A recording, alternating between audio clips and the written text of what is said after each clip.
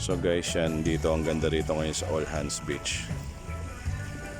Time check is around 9:30 or ano. So ganito yung itsura niya ngayon dito. Ayan yung mga kasama ko, nandun sila sa villa. So na-shock ako, ang ganda ngayon dito, promise. Unang-una, malinaw yung tubig. Tapos kanina, ang dami ko nakita mga fish. May nakita pa akong fish kanina, parang swordfish eh. So yan na yun ang ano dito.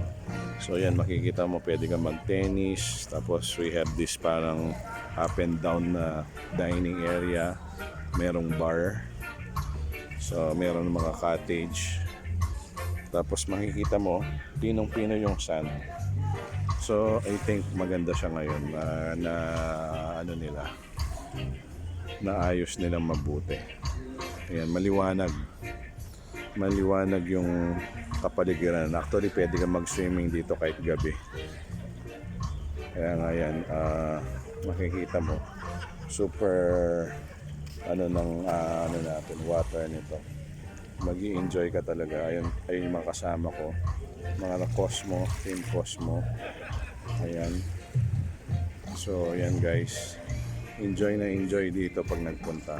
Medyo pricey na ang konti, pero yung experience mo dito, marirelax ka for a change. Ayan. Yan, may jet ski pa. So guys, yan, okay dito. Maganda yung lugar. May mga cottage.